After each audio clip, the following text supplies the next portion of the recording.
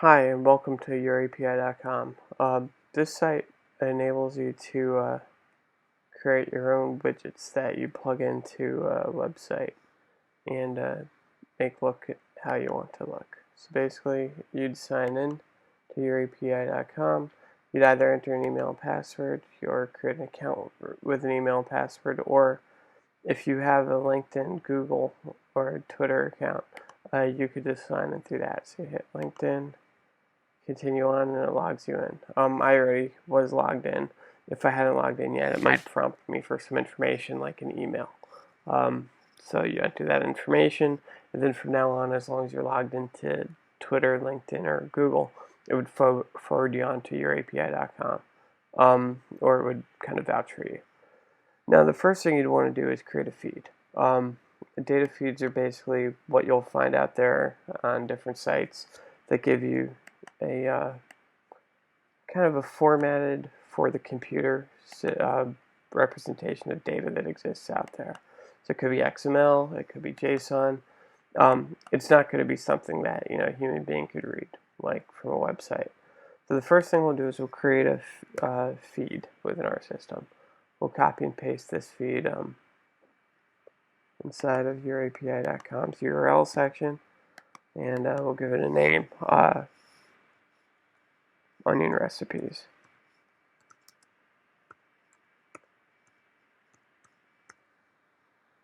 We'll create the feed.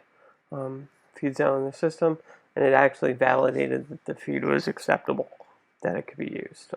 If you put in some bogus information, it won't let you pull it out, and if it can't fetch it, it would validate that, and if it can't parse it, it would validate that. So make sure that the feeds that you added to the system are decent enough. Now, once you've added this feed, like we have down below, you can do a few things. First of all, you can build a template that styles the feed, or you could, in one shot deal, create a widget that basically represents the feed as a plugin that you can put it to different pages. We'll do that first, just to give you a quick example. Hit create widget, and just like magic down below, you have a widget that was automatically created based on the feed. This widget has a few elements that are tied in with it. One is the feed itself.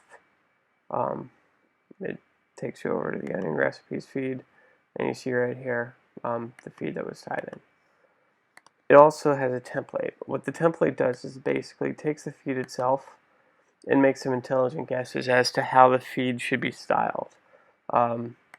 If it picks out image tags, it will add the images into there as an image tag, basically. If things look like web addresses as opposed to images, it would actually create links based on them, and so forth. And the links all work, so within this widget, if you click on a link, it'll open up a green tomato pickles recipe. That's what you, or that's what I clicked on over here. Open that in a new window. Also, it has CSS styles. What this lets you do, basically, is if you look at the template, it auto-generates all the fields have class names. So you can do some fancy stuff, like basically if you have a class of title within a style. Sorry, I'm trying to find where we're at. If you have a class of title, you edit this. You could set something like font size over to 25, something huge, right? Update style. Actually, this could give me an error here. What it does is it validates the CSS, and it basically said in this case, font size can be only 0, and font size can be a length. Otherwise, I have to put a unit after my number. In this case, it's 25 pixels, so 25px. Update size. Now it worked okay.